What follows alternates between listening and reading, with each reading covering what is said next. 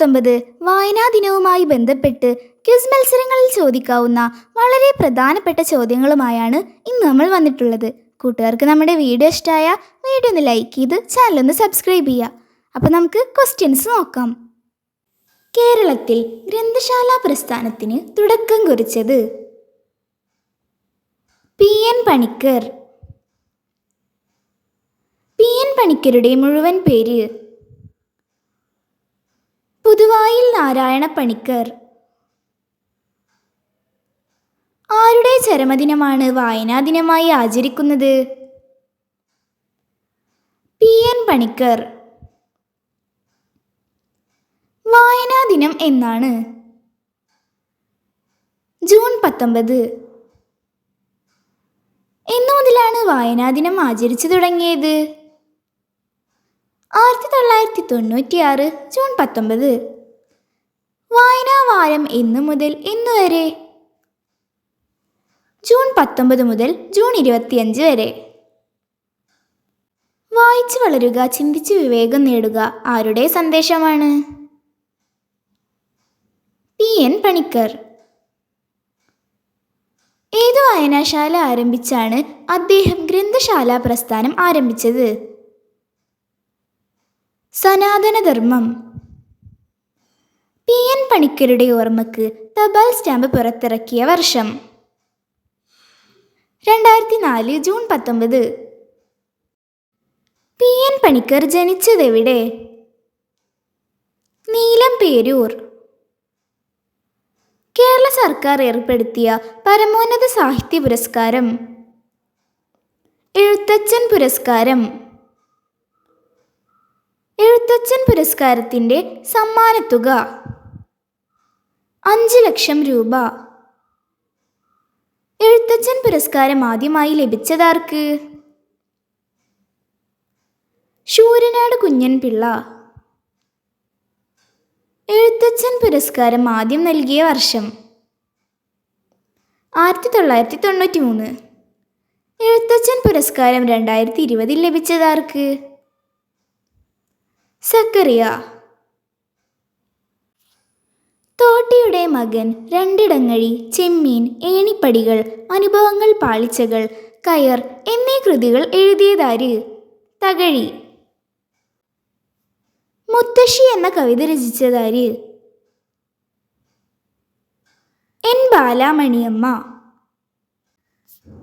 സക്കറിയയുടെ ഭാസ്കര പട്ടേലരും എൻ്റെ ജീവിതവും എന്ന നോവലേറ്റ് അടിസ്ഥാനമാക്കി അടൂർ ഗോപാലകൃഷ്ണൻ സംവിധാനം ചെയ്ത ചിത്രം?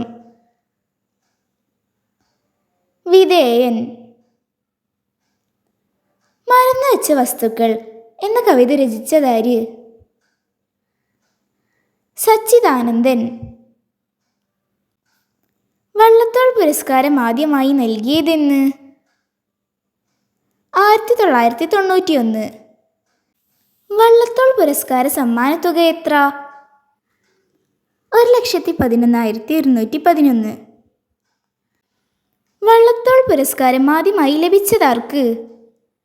പാലാ നാരായണൻ നായർ. കേരളം വളരുന്നു എന്ന കവിതയുടെ കർത്താവാര്? പാലാ നാരായണൻ നായർ.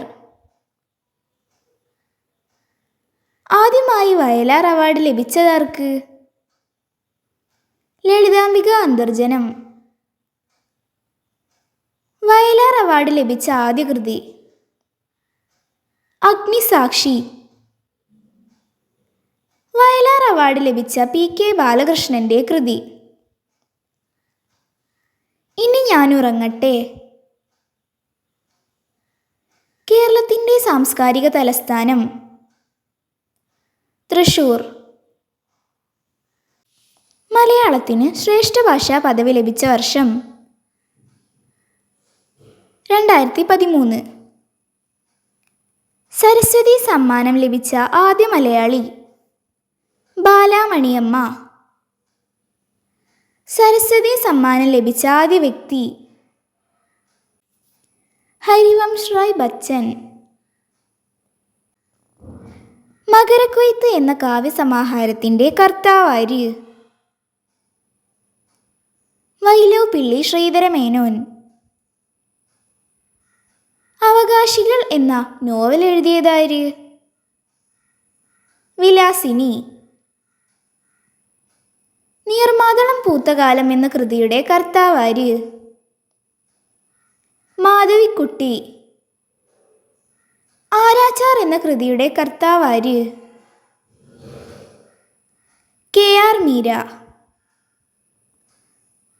അലാഹയുടെ പെൺമക്കൾ എന്ന കൃതിയുടെ കർത്താവാര്?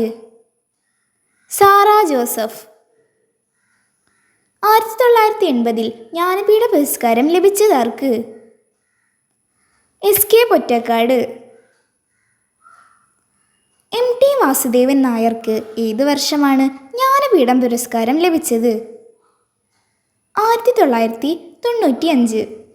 ONV കുറുപ്പിന് ഏത് വർഷമാണ് ജ്ഞാനപീഠം പുരസ്കാരം ലഭിച്ചത്? 2007. കേരള സാഹിത്യ ചരിത്രം എഴുതിയ മഹാകവി? ഉള്ളൂർ S പരമേശ്വരയ്യർ.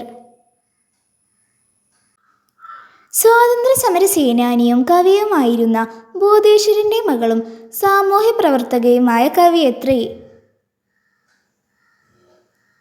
സുഗതകുമാരി.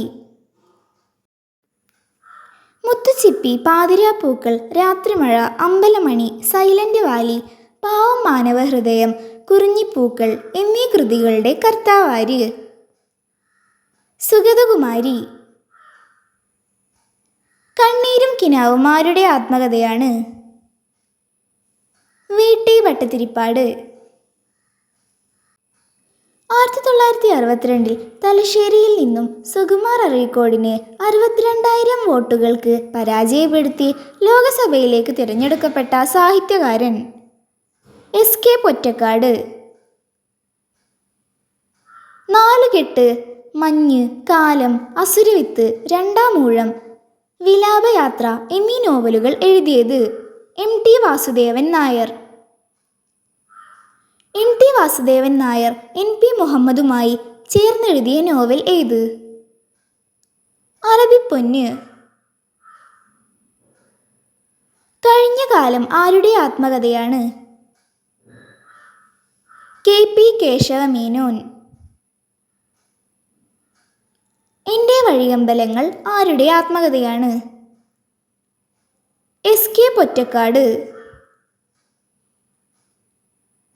കാപ്പിരികളുടെ നാട്ടിൽ, പാതിരാ സൂര്യൻ്റെ നാട്ടിൽ, നൈൽ ഡയറി, ബാലിദ്വീപ്, സിംഹഭൂമി എന്നീ യാത്രാവിവരണങ്ങൾ രചിച്ചതാര്? SK പൊറ്റക്കാട്.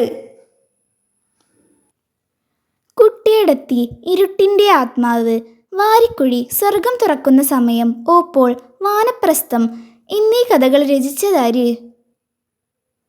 MT വാസുദേവൻ നായർ.